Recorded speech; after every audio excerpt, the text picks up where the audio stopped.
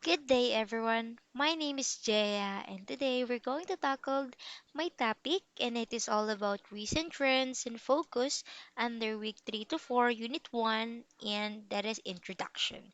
So, now let us start first with the 7 principles for fair and relevant assessment system.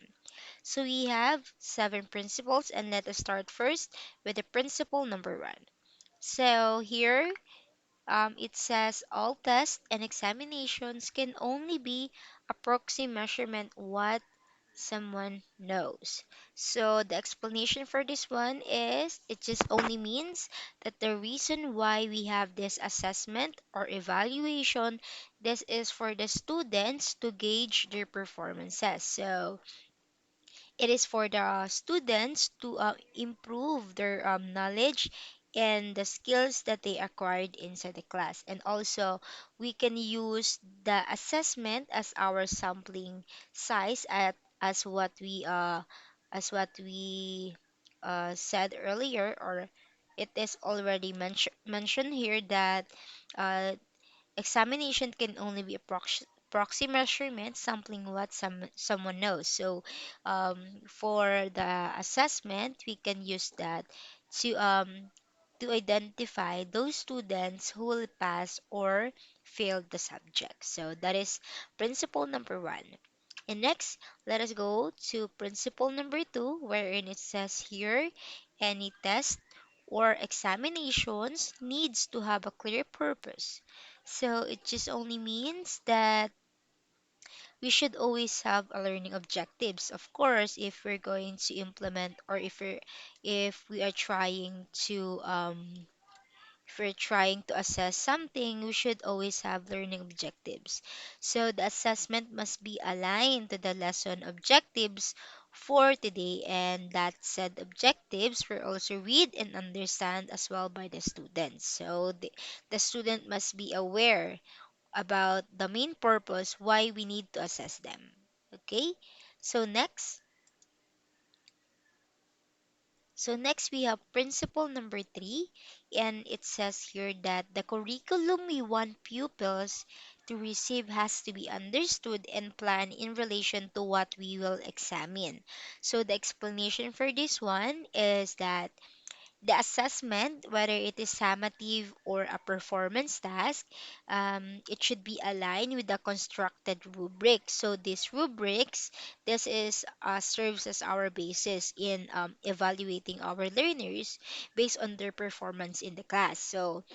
So this is to ensure that the factors and the content that we need to focus to the learners. So we should always think that not all the learners has the same capabilities or the capacity to learn. So we need to identify those students that needs to improve their skills. So we can focus to them.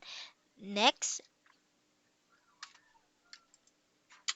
so we have principle number 4, and it says here that we need a broader system of examination and assessment along different pathways that are valued equally rather than hierarchically, which help to promote rather than hinder social mobility. So here in principle number 4, it just only means that in assessing our learners, we must learn also that we should not focus only on a specific skills that we need to improve to the students.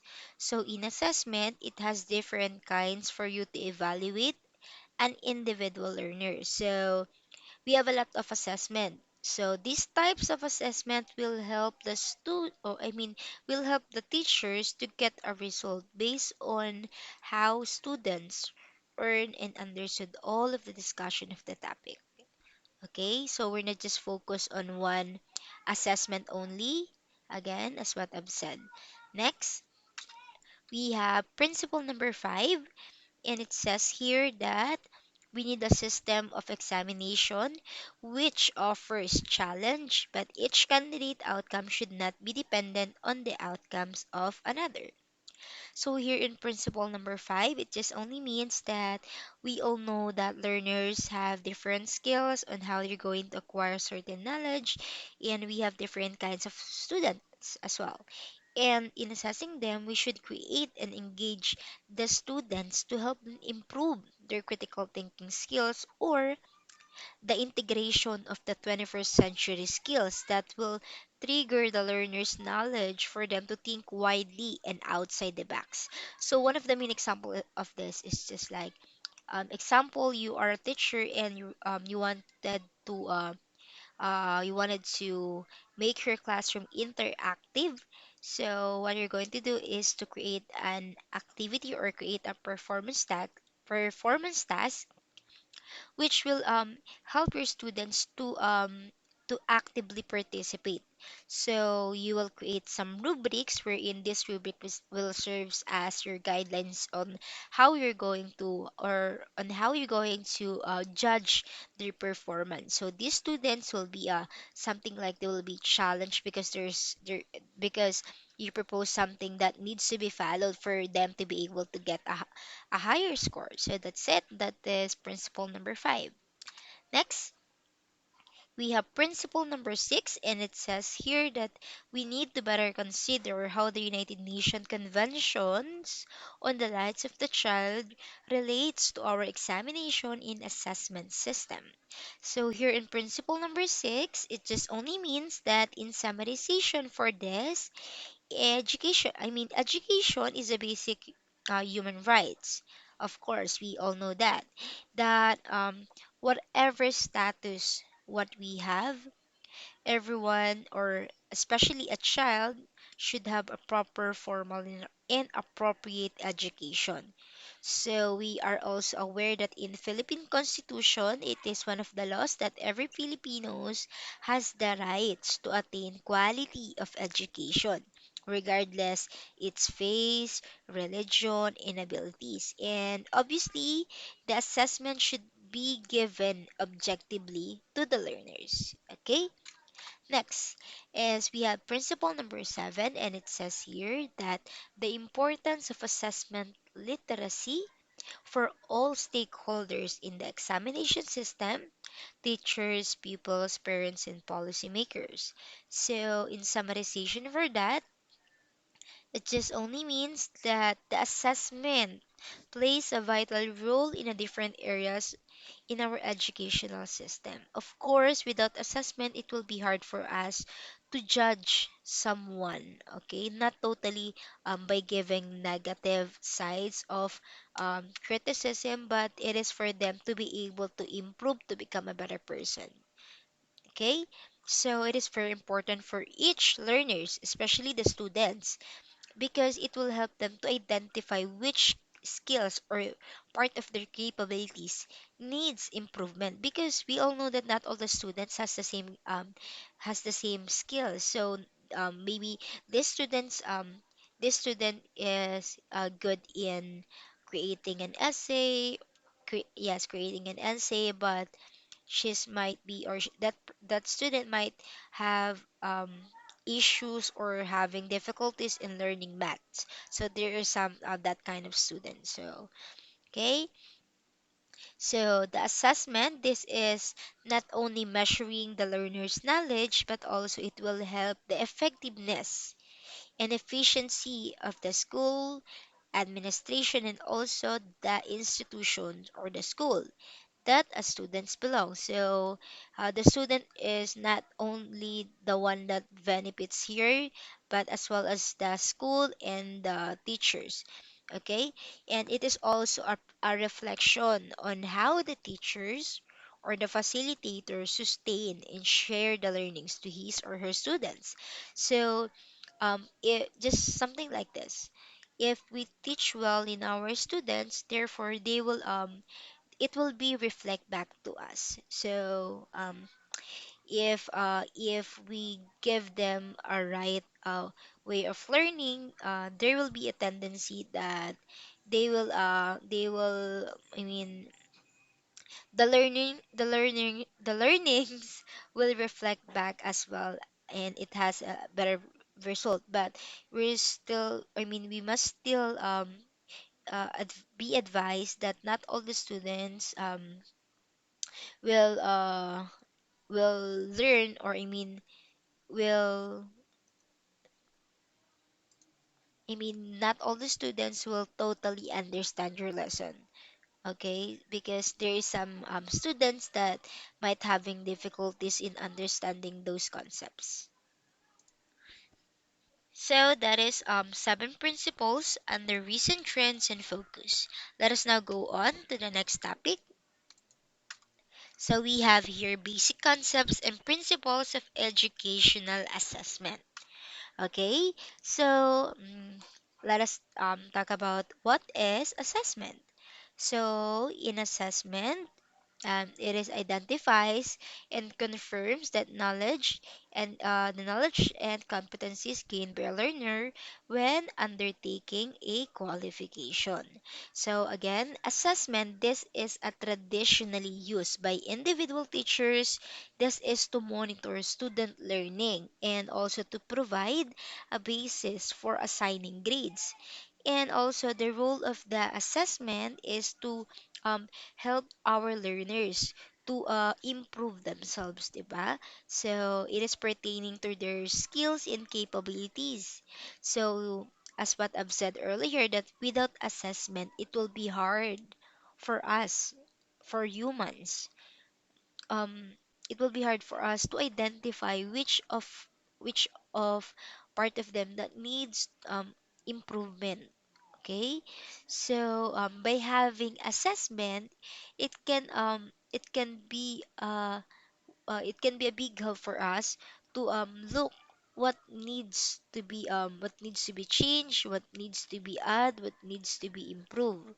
Okay, so it can also reflect to the success and failures of schools as well as of the individual students. Okay, so if we have poor assessment, we can still create another option. We can still create a solution for that. Okay, kaya nga may assessment because we're still trying to distinguish or to identify what are those needs to be improved. Okay, so that's it. Okay, and we also have here five bases on how we assess. We have valid, authentic, current, sufficient, reliable. So these five are serves as our basis on how we assess, on how we evaluate our learners. And we're not just evaluating them for for one only purposes. Okay, so we have a basis. Okay, we always have a basis. So next, what is the importance again? The importance is the function and purpose of assessment are to measure a learner's knowledge, understanding skills, and standard of learning.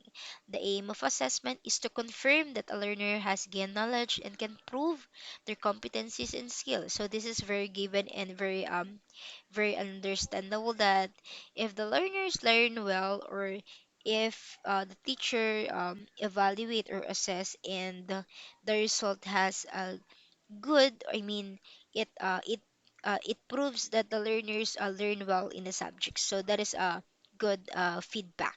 Okay, again, as what I've said earlier that um that a teacher plays a vital role in performance of the students, because again, the performance or the skills or the knowledge of the students will reflect back when the teacher assessing them.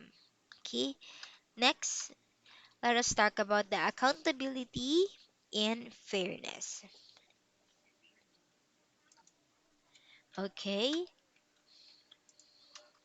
okay, when we say accountability in assessment of learning, it is about being responsible for taking an actions, about being able to explain, clarify, and justify actions.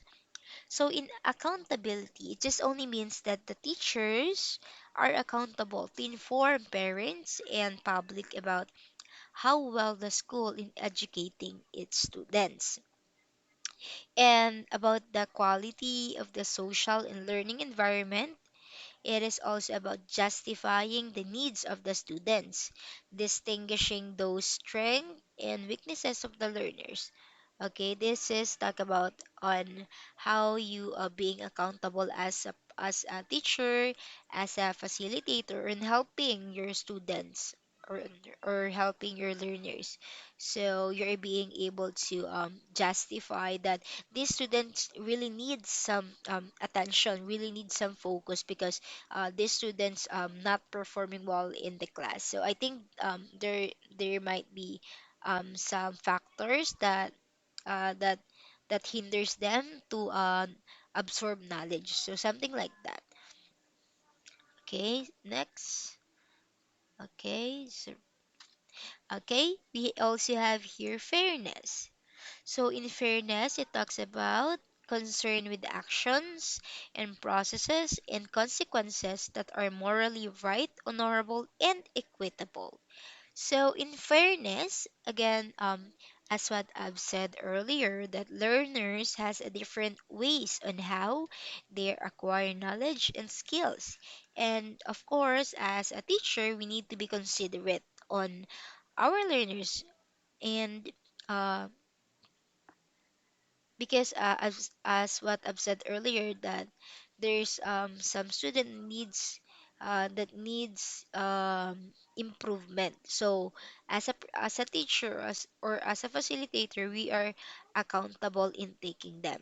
So when we assess our student, it is important to ensure that the learner is informed about, okay? And what are those skills that must need to be improved and also to help them to develop better, diba? Because we are assessing them not because not because we want, but also for them to be a better person of themselves, okay? To help them to grow more, to help them to become more skillfully or knowledgeable. And it is very important that the student must understand it and should be able to participate in the assessment process and agrees that the process is appropriate to them. So the learners should be totally engaged and participate here in the assessment process because if these students will not be cooperate, it will be hard for us, or actually it will be hard for them to grow more, okay, to become better. So remember that in assessment, it was not created just to discriminate or to judge someone or a person, and it was created because uh, uh, as we born here in this world, we have differences, and not all the learners are doing well in the subject. That is the reality, and not all the students as well are exceeding in the class. So it just only means that uh, assessment, or we need to evaluate, we need an assessment because we wanted these people, especially the learners, the student, to become more better version of themselves, not because you want to degrade or discriminate their capabilities. Okay, so in fairness, it is very important because it is a way of treating everyone equally. Okay, walang pinapanigan, walang pinoprotektahan. Okay, so fairness, pantay-pantay, from the word itself, fair. And in fairness, it encourages respect, responsibility, leadership, trust, and a life that matters. Okay? So, again, thank you for listening, and please don't forget to learn, explore, and share this information. And I hope that you learn well in my topic today. Thank you. Have a great day.